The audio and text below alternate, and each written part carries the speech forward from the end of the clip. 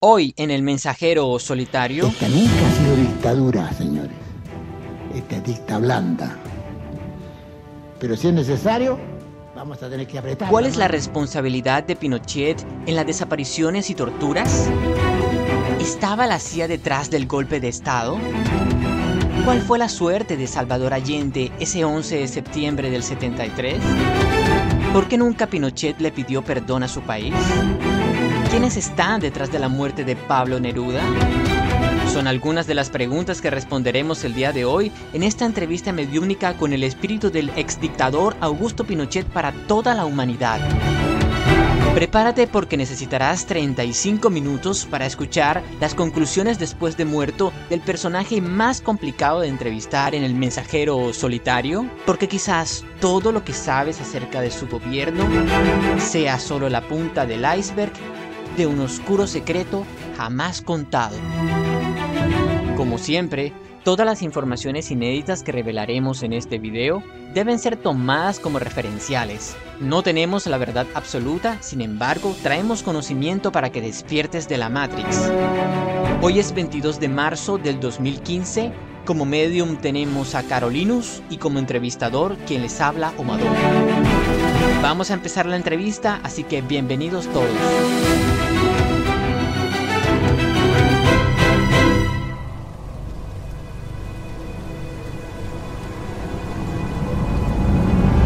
Tanto así. Hola, ¿con quién nos estamos comunicando?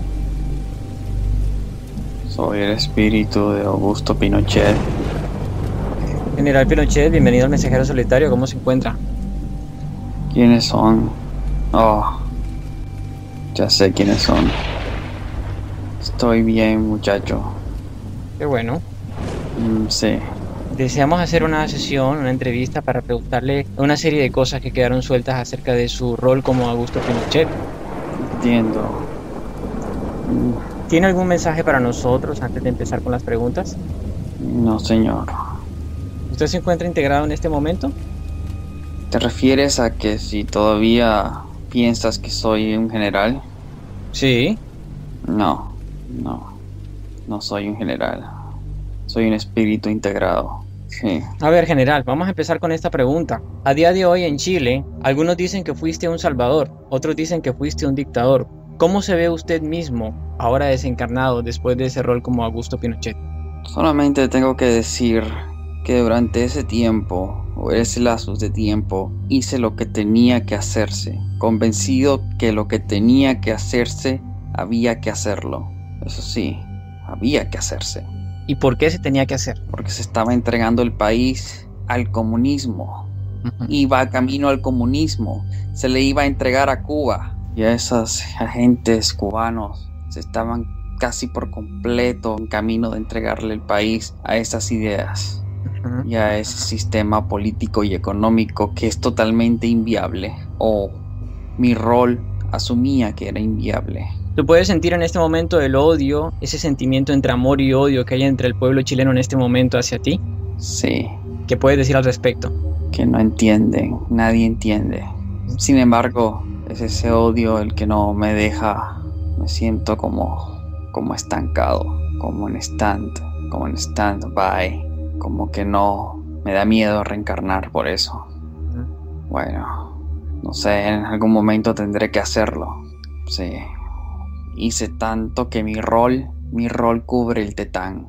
Es decir, a pesar de estar integrado, me siento más en ese rol que cualquier otro rol que haya yo interpretado antes de Pinochet. Sucede. Sé que si encarno voy a sufrir terriblemente. Ok, o sea, ¿tienes miedo de terminar como Pablo Escobar en su nueva encarnación, con fibrodisplasia osificante progresiva o algo parecido? Creo que me espera algo peor que eso. Ajá. No sería... Sí, te voy a decir la verdad, soy un cobarde. Eso iba a decir. Siento el odio, como tú dices. Me sorprende que sepas esas cosas. Siento el odio de la gente, el repudio. Y siento incluso apoyo de algunos, pero... Aquí no se trata de odio, aquí no se trata de posición política, desde el punto de vista espiritual, dices tú, ¿no? Sí. Aquí no se trata de eso, donde yo estoy. Aquí se trata de karma y dharma. Karma y Aquí dharma. se trata de balance, aquí se trata de equilibrio. Aquí se trata del autojuzgamiento. De eso se trata. Me intentaron juzgar siendo en vida, ¿cierto? Sí, no pudieron. Eso es irrelevante aquí. Aquí se juzga a uno mismo y me da miedo encarnar. Entonces vas a estancar tu evolución. Es que en cualquier momento toca. Es decir, reencarnar es inevitable. Ya tuve suficiente cuando morí. Ya tuve suficiente cuando me integré a mi tetán o a mi espíritu. Porque al morir sentí ese odio de esa gente.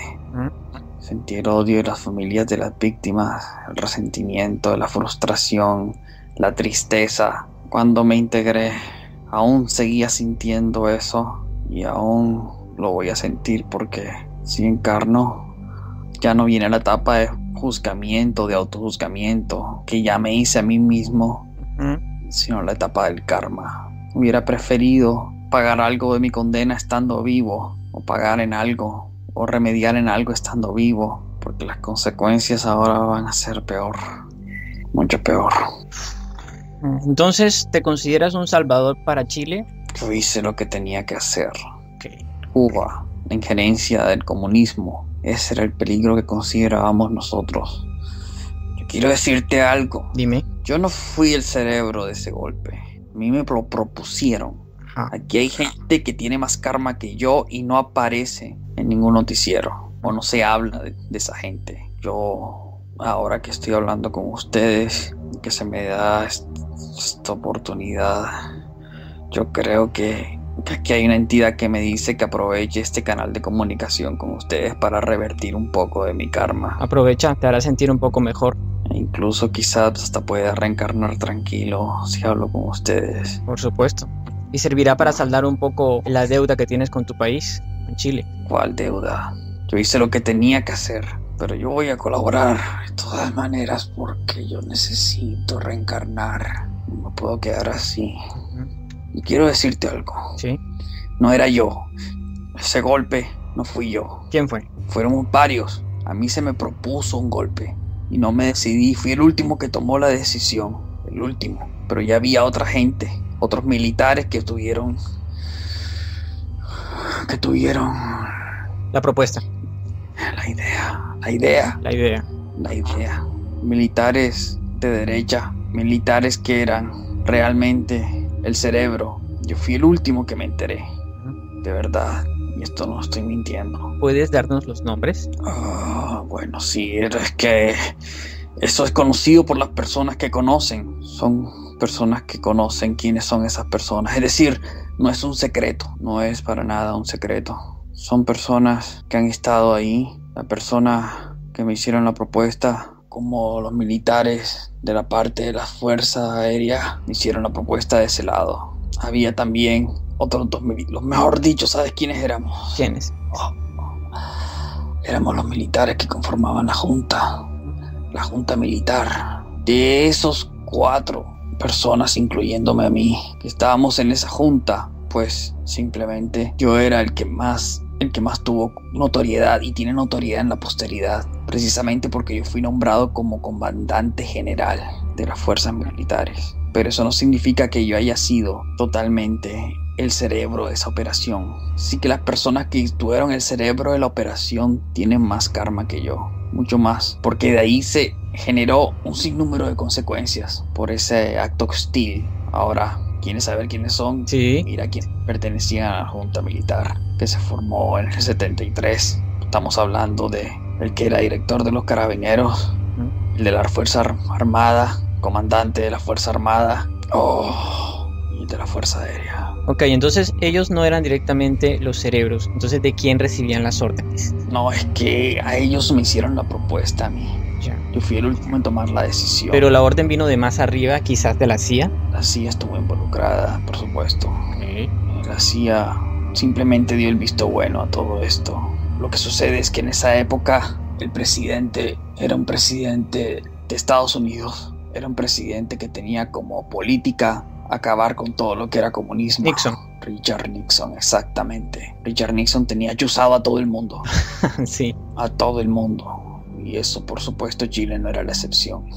Había una campaña en aquella época fuerte para destruir el comunismo. Cualquier cosa que oliera izquierda debía ser eliminada o borrada del planeta. Por supuesto, personas como yo, o como personas de la Junta, o como cualquier militar de Chile patriota como César Mendoza, o Toribio, Merino, Gustavo Ley, eran personas que estaban dispuestas a hacer lo que debía hacer para llevar a Chile al cambio y para llevar a Chile a la prosperidad, que era lo que nosotros queríamos, que debía hacerse. Era algo que había que hacer, por encima de lo que fuese. Acepto que fuimos un instrumento de la CIA. No.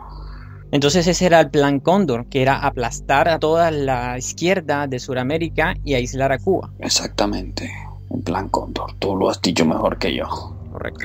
En pocas palabras, he estado confirmando y descartando, pero me ayuda porque necesito reencarnar. General, ¿el presidente Salvador Allende de casualidad era un espíritu de luz? Es mucha angustia. Allende me nombró a mí como comandante en jefe del ejército. La verdad, Allende cuando entró al poder era consciente de que había un movimiento, incluso antes de que, en el momento de su posesión, de que había un movimiento agresivo de derecha para desplazarlo. Lo que pasa es que, y fuera Allende o no, íbamos a hacer lo que íbamos a hacer. Tu pregunta está enfocada a qué clase de espíritu era Allende. Sí. No sé, ¿cómo podría yo saber algo así? Lo digo por intuición, la intuición me dice que era un espíritu de luz, al menos vibraba un poquito más alto que ustedes. No he tenido contacto con ese espíritu.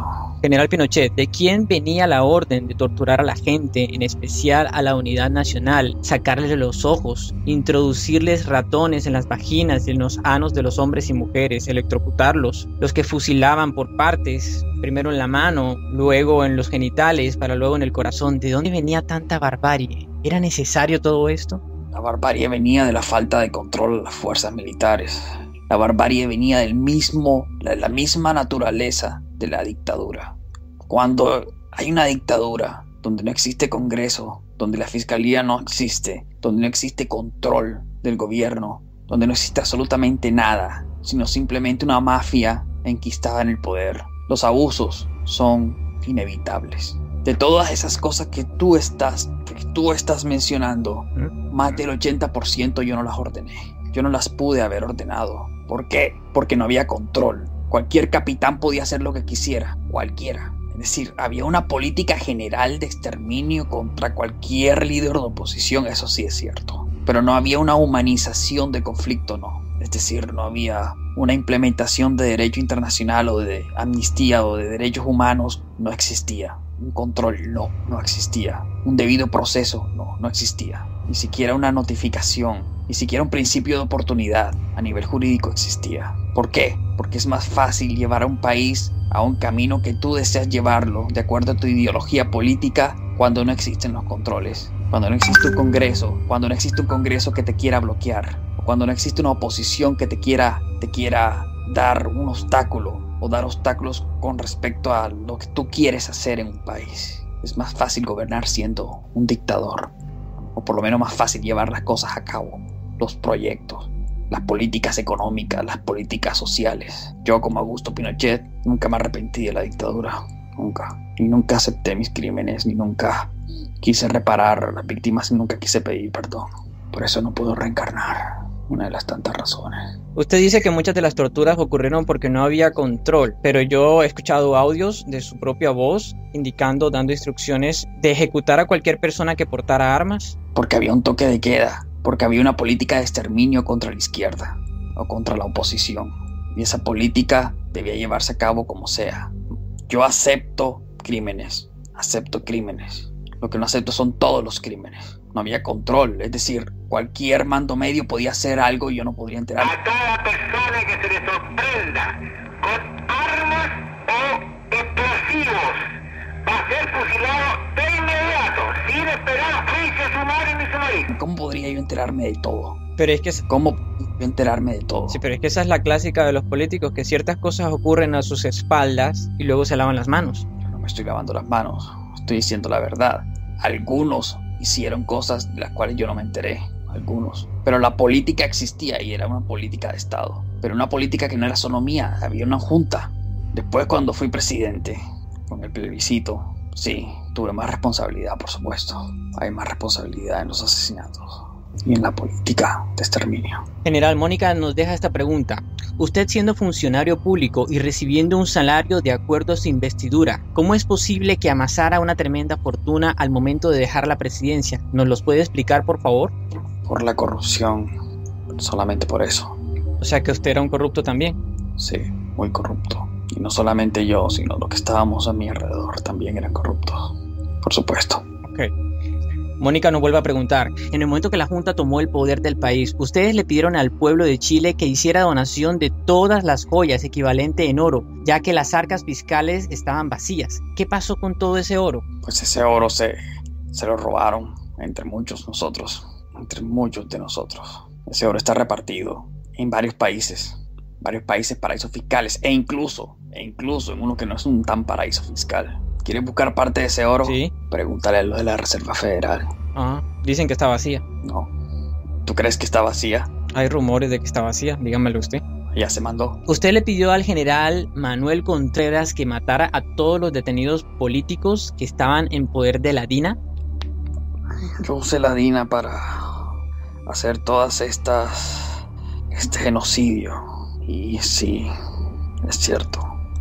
Sí, la respuesta es sí. ¿Es usted consciente del país dividido que ha generado en este momento en Chile? Está casi que el 50% lo defiende y el otro 50% lo odia. Sí, es así. Soy consciente de eso.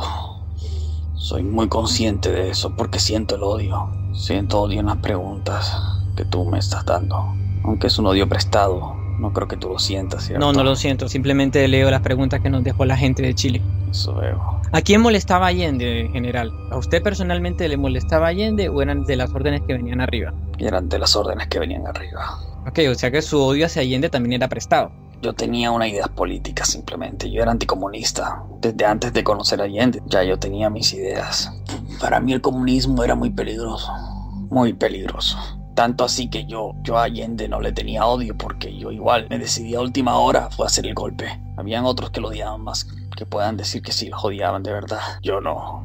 Lo mío fue una cosa, primero que me convencieron y segundo pues se me abrieron las agallas estando en el poder. ¿Se siente usted manipulado por esa élite de la CIA que lo utilizó usted? Es que la CIA no es el verdadero. La CIA no son los verdaderos. La CIA también es un instrumento. Sí. De mí se aprovecharon. De mí se aprovechó el Vaticano. El Vaticano se aprovechó de mí y me utilizó para esos genocidios que tú dices, de que me estás acusando. Mis creencias, yo era muy católico, creyente, y el Vaticano usó a la CIA y me usó a mí y a todos los que estuvimos en este proceso. ¿Quieres que te cuente otra cosa? Sí. ¿Quieres saber dónde está también el dinero y parte del oro? ¿Dónde está? Adivina. Dígame usted. En el Vaticano. En el Vaticano. Sí. De eso sirve ser católico, entonces.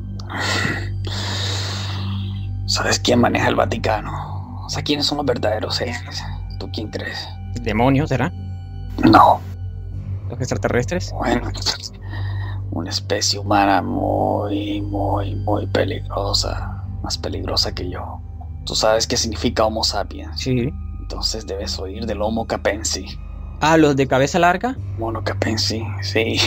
Dios. Son mis verdaderos jefes, o eran mis verdaderos jefes. Ellos controlan el Vaticano. Por eso esos gorros tan largos que como que simulan esas cabezas. Sí, ellos. El Homo capensi, esos eran mis jefes. ¿Usted vio alguno de esos en persona? Sí, por supuesto. Yo siempre estuve interesado en las sociedades secretas de joven e intenté ser masón, pero fui expulsado al año siguiente de ser masón. Después encontré en el Vaticano la sociedad secreta de las sociedades secretas, la meca de las sociedades secretas, dirigidas por estas personas. Todo el dinero se fue para allá. Todo el dinero, todos los secretos de ese gran desfalco en Chile están en el Vaticano. Y todas las conspiraciones económicas que llevan a los países latinoamericanos a la ruina con ese endeudamiento. Es que tengo que decirlo para poder reencarnar. Todo ese endeudamiento de los países latinoamericanos, esos intereses y ese empobrecimiento, todo ese dinero que es totalmente desfalcado, ese big scam, ese gran fraude que todas esas ganancias derivadas de ese gran fraude va para el Vaticano y va para estas personas, a estos seres. El Homo capense. ¿Cómo podemos combatir a estos seres? No es mi misión combatirlos. Ellos son los más peligrosos que tú puedes hacer. Ellos son los que tienen el mundo en la ruina. En la ruina. Son peligrosos porque ellos de verdad son de aquí. Ellos no son del mundo. Ellos son de aquí. Viven debajo de la tierra. ¿No son los reptilianos como la gente cree? No. Estupidez. Son los reptilianos. Es una fábula. ¿Fábula? Todo lo que dicen de ese planeta, supuesto planeta, super reptiliano, lo que sea, eso es mentira. Estamos hablando de unos seres reales. Reptiliano es una cortina de humo, porque estos seres son los que controlan la economía. Estamos hablando del Homo capense que controla la economía, que son los dueños del Fondo Monetario Internacional. Esos son los que me usaron a mí, usaron a la Junta. Y esos son los que tienen esa política de aislar lo que tú dices, países como Cuba. Ellos son los que crean las guerras económicas. Ellos siempre han estado ahí con nosotros. General, ¿y usted los conoció a ellos en persona? ¿Les dio la mano? ¿Se sentó con ellos? Sí. ¿Qué nos puede decir de ellos? Siempre estuve protegido por ellos, por eso siempre estuve protegido por ellos. The Vatican, they are traitors to humanity, because the one at the very core that's pulling the strings is a different species. They're not the human race. They're called Homo capensis. They have been on Earth together with humanity for before this ice age. And this species, an additional species of humans, or no, they're not humans. They are so distinct from humans. The individuals that were Porque nunca los traicioné, aunque me tilden de traidor en muchas esferas políticas. Al verdadero jefe no se le traiciona.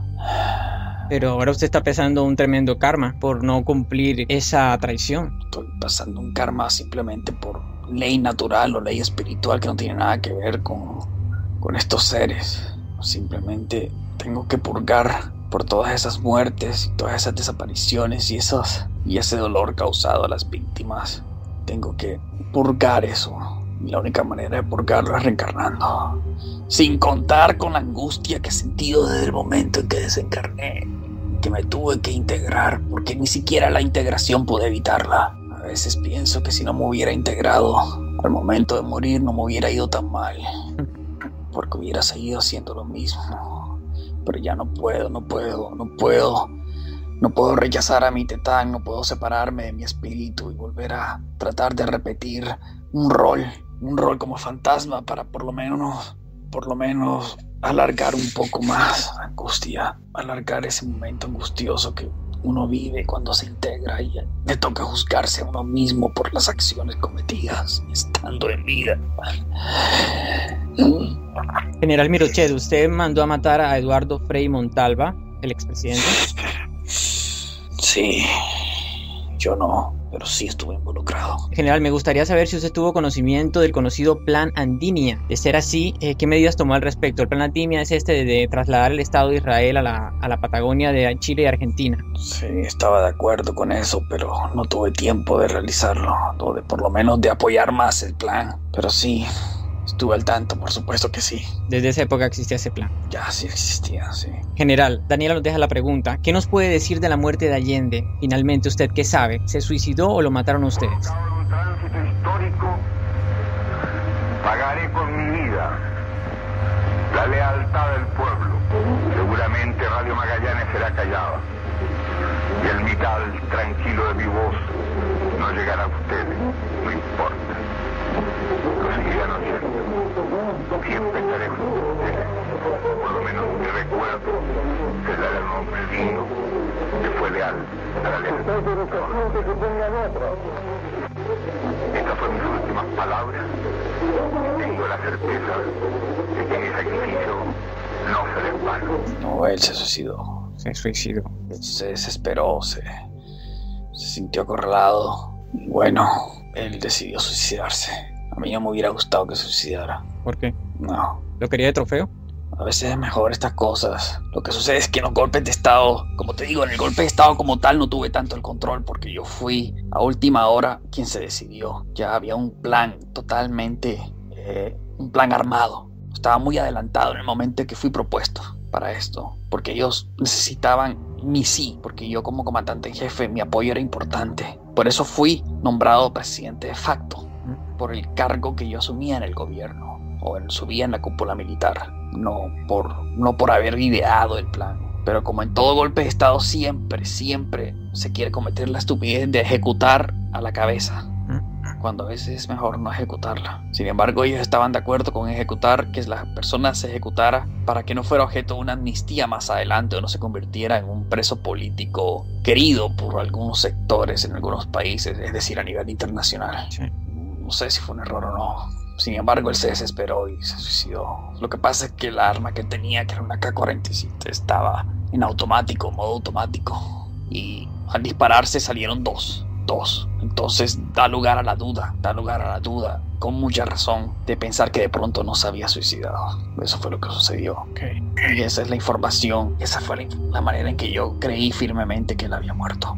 Miguel nos deja la pregunta: ¿usted tuvo algo que ver con la muerte de Pablo Neruda, fallecido el 23 de septiembre del 73, casualmente un día antes de exiliarse a México, huyendo de su gobierno? Sí tuve que ver. ¿Por qué? Por la política, pero no directamente, como digo. Había una política militar que se estaba siguiendo y muchos caen por esta política.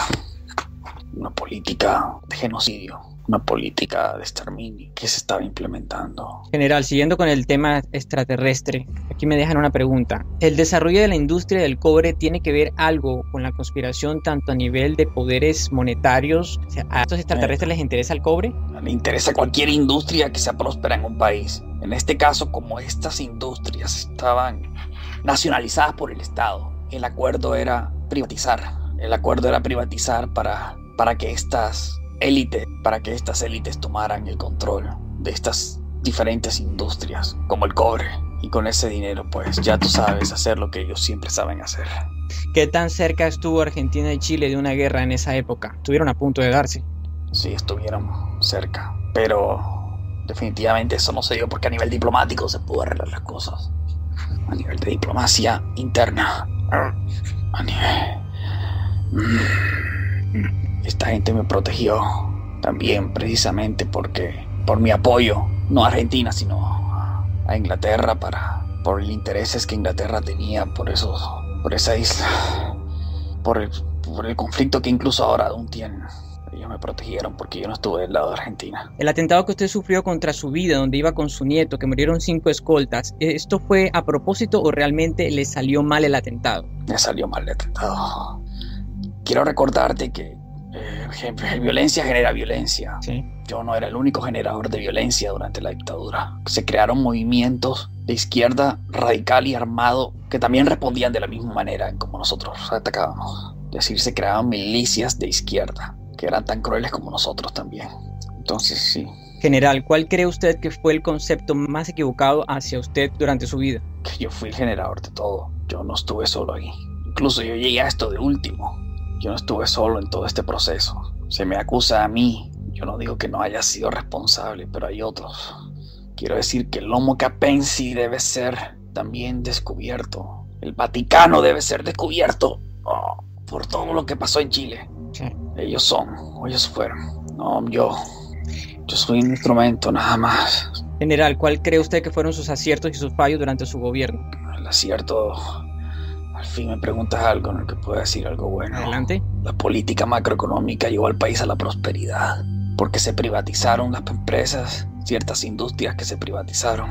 Porque el Estado, los políticos, el Estado incluso, que es manejado por políticos en el poder, no importa de qué ideología son malos administradores. No saben generar empresas, no saben generar dinero. Los políticos solo sirven para despilfarrar dinero, no para generar dinero.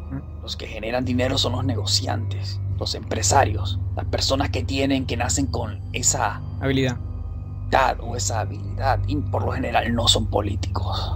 Los hombres en la política o las personas dedicadas a la política que llegan al poder. La política y el Estado en sí es importante para regular de manera correcta a los empresarios y las empresas. Regular con las leyes, como ente regulador, pero no como ente administrador. Nunca.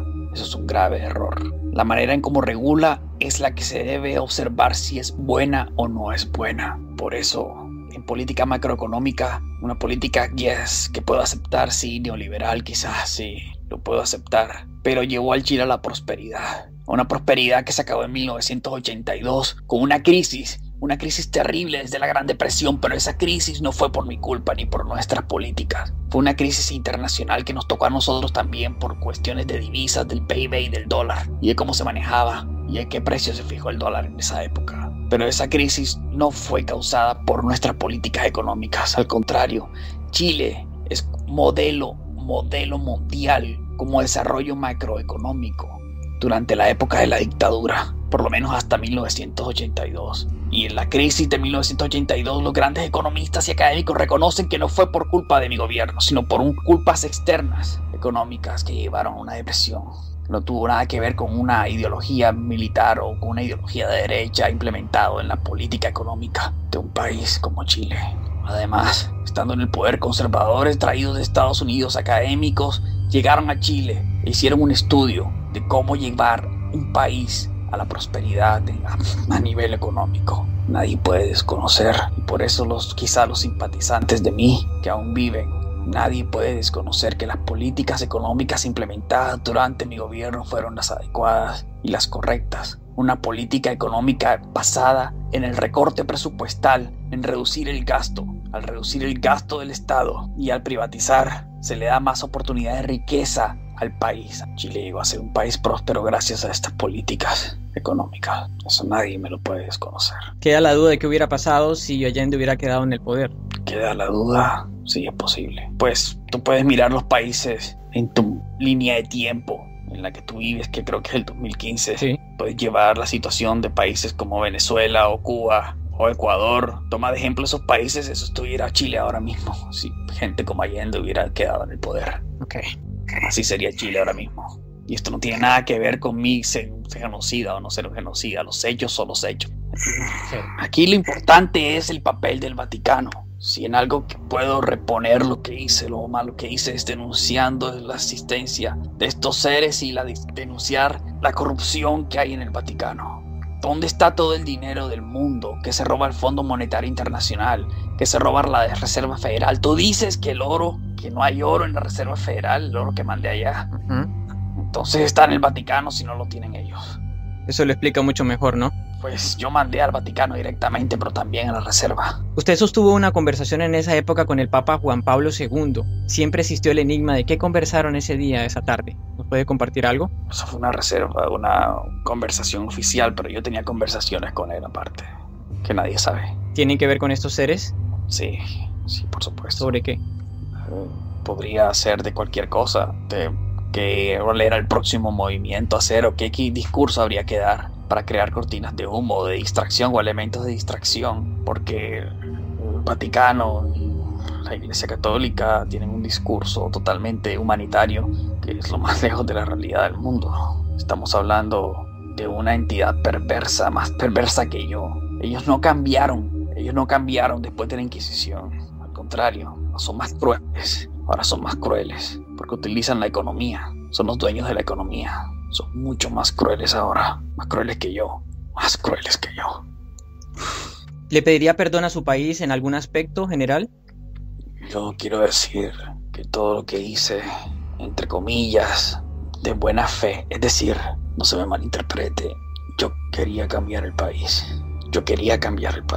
Llevarlo al buen camino, que se llevó a tomar cosas terribles. Y ahora conociendo todo el dicho tan sabio que dice, como es arriba es abajo, de que las cosas nadie se escapa, de que la verdadera justicia nadie se escapa, y después de sentir todo el dolor de las víctimas al momento de que fallezco, y todo el odio, el dolor tan terrible de las torturas, incluso de las que no fui responsable, pero que indirectamente sí fui responsable, definitivamente no tengo otra opción que aceptar la crueldad que tenido y que he llevado en el mundo, o en mi país, o en el mundo, porque mucha gente me toma de ejemplo también para seguir ideas políticas, para sus ideas políticas, y eso también genera karma.